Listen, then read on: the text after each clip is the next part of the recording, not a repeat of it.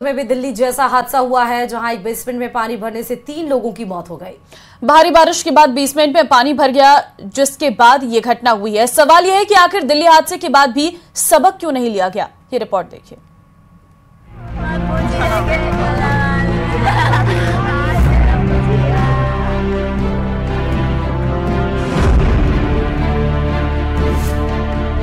मैं उसका माँ हूँ, मेरा लड़का सही है, वो मैं चल गई करे।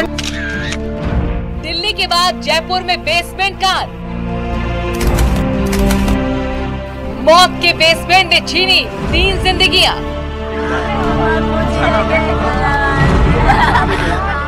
जिम्मेदार कौन, जवाबदेह कौन? मालूम है 3 लोग कौन थे जो यहाँ पे रह रहे थे। तीनों बिहार के आरा जिले के निवासी हैं। देश के अलग अलग हिस्सों में बारिश के चलते जलभराव के बीच बेसमेंट मौत का पर्याय बनते जा रहे हैं। देश की राजधानी दिल्ली में आईएएस की तैयारी कर रहे 3 छात्रों की मौत के बाद राजस्थान की राजधानी जयपुर में ऐसी ही घटना में 3 लोगों की मौत हो गई। ये जो मकान है करीब 8 सीढ़ी 6 सीढ़ी उतर करके नीचे की तरफ जाता है। इसके नीचे काफी गहराई तक इसके नीचे काफी गहराई तक ये मकानों में लोग यहाँ पर रहते हैं। इसी तरीके का जो मैं देखिए आप हादसे को समझ सकते हैं। हम न्यूज 18 पे सबसे एक्सक्लूसिव ये दिखा रहे हैं कि कितनी गहराई पर जाकर के ये मकान यहाँ पर बने हुए हैं, कमरे यहाँ पर बने हुए हैं। इसी तरीके के कमरे अशोक सैनी के यहाँ पर बने हुए थे। ये देखिए और नीचे जाकर ये बेसमेंट है, यानी कितना नीचे जाकर के 10 फीट हम नीचे आ गए। उसके बाद फिर नीचे जाकर के मकान बने हुए हैं। डबल से जमीन के मुख्य जो जमीन है यहाँ पर जो सड़क है उससे कितनी गहराई में जाकर के ये मकान यहाँ पर ओहो ये देखिए ये मकान और है जिसमें बेसमेंट में पानी भरा हुआ है। एक बेसमेंट के बाद में सीढ़ियां नीचे को आती है, दूसरा बेसमेंट। यही हालत कमोबेश यहाँ पर यदि हादसा यहाँ पर भी ऐसा होता है तो लोगों की जान कितनी सुरक्षित है, लोग कितने महफूज, इसकी अंदाजा लगा सकते हैं। मकान से निचले वाले बेसमेंट में वहां पर ठहरे हुए थे और वहीं पर पानी भरता है, दीवार ढहती है और आखिरकार करीब 15 से 20 फुट नीचे की तरफ जाकर के लोग वहां पर पानी में घिर जाते हैं। और इसी की वजह से 7 से 8 घंटे बीतने के बावजूद भी अब तक जो पानी था उसको बहुत मुश्किल से निकाला गया। भारी बारिश के बाद पूरा जयपुर तालाब में तब्दील हो गया है। सड़क से लेकर एयरपोर्ट तक में जलभराव देखा गया। ऐसे में राजधानी जयपुर के वीकेआई थाना इलाके में एक घर में बने बेसमेंट में पानी भर गया।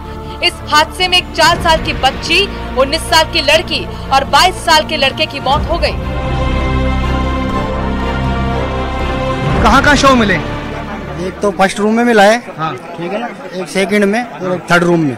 ये मलबे के नीचे दब चुके थे या बचने के लिए कहीं भागे थे कमरों में? लेडीज थी ना, हाँ।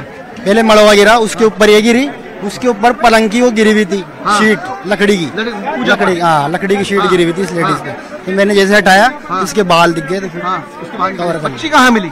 बच्ची फर्स्ट रूम में। और कमल सेकंड में। जानकारी के मुताबिक इस इलाके में कई मकान अवैध तरीके से डूब क्षेत्र में बनाए गए थे। साथ ही कई मकानों के अंदर ऐसे ही मौत वाले बेसमेंट बने हुए हैं। ऐसे में प्रशासन पर भी कई तरीके के सवाल उठते हैं। आखिर किसकी अनुमति पर इस तरह के मकानों में बेसमेंट बने थे और कुछ ही दिनों पहले इस तरह के हादसे के बाद भी प्रशासन ने कोई कार्रवाई क्यों नहीं की?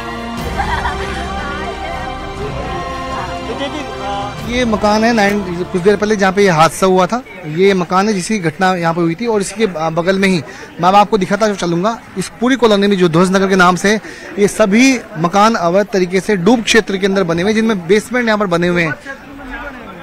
कलेक्टर का कहना था, ठीक है। अब आपको मैं दिखा रहा हूँ ये मकान के एक और बांध के देखिए। इसी मकान में यहाँ पे चूंकि पुलिस को यहाँ पे तैनात कर दिया गया, आप देखिए ये इस वक्त हम सड़क पर खड़े हुए लाइव कर रहे थे। यहीं से इसी मकान से अब कितनी गहराई की तरफ सीढ़ियां होकर के लोग नीचे की तरफ जाते हैं, यानी करीब 20 सीढ़ियां उतर करके आप यहाँ से नीचे की तरफ जाएंगे तो जाकर के आपके कमरे यहाँ पर आएंगे। ये बांध की एक ही मकान नहीं, यहाँ पे लगभग सारे मकानों की स्थिति यही है।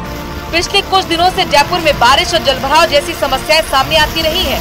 ऐसे में इस हादसे के बाद से कई और भी सवाल उठते हैं। कुछ ही दिन पहले दिल्ली में हुए ऐसे ही हादसे के बाद अगर नगर निगम सही समय पर कार्रवाई करता तो ये हादसे को टाला जा सकता था। साथ ही हादसों के बाद सबक लेना भी जरूरी है।